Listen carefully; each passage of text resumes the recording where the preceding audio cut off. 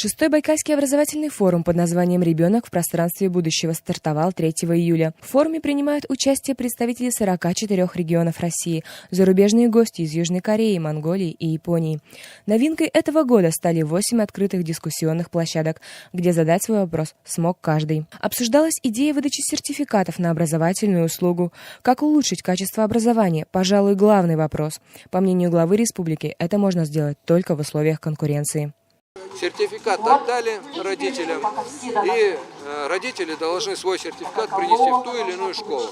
И за этим сертификатом пошли деньги. Вот вам, пожалуйста, реальная конкуренция. Тогда школы между собой будут за этот сертификат бороться. Потому что если школа плохая, если там нету качества, если там ошарпанные стены и так далее, то родитель не поведет туда.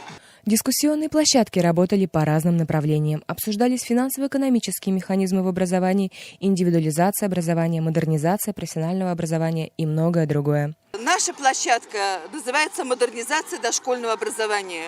Основные вопросы, которые сегодня обсуждаются на нашей площадке, это внедрение федеральных государственных образовательных стандартов. В работу площадок активно включались и дети, и родители. Детские группы в садах очень сильно переполнены, и то, что это мешает работе воспитателя. Получается, что воспитатель просто смотрит за безопасностью ребенка, как такового образовательного процесса. Конечно, воспитатели все стараются его обеспечивать, но на должном уровне он все равно не идет.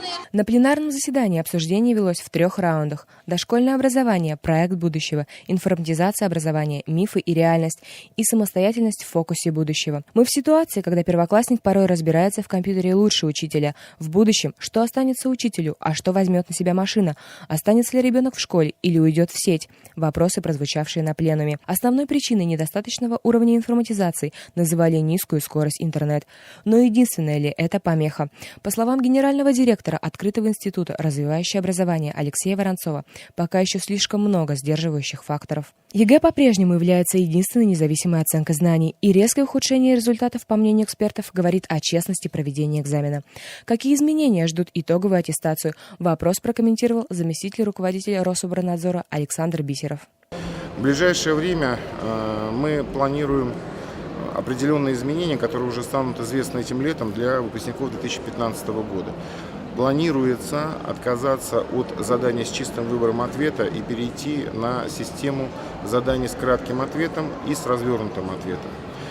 Вернется устная часть в иностранный язык. И также в соответствии с поручением президента разработан механизм учета результатов сочинения для допуска к итоговой аттестации, то есть к экзамену ЕГЭ. Итогом форума станет совместно разработанная резолюция. Но главное в образовании – это все-таки дети. Давать чуть-чуть больше свободы, чтобы ребенок в конце мог раскрепоститься, открыться и дать свободу своим мыслям. Полетели! Аюна Чертарова, Александр Моисеев, Артем Шаханов, Байкал Финанс.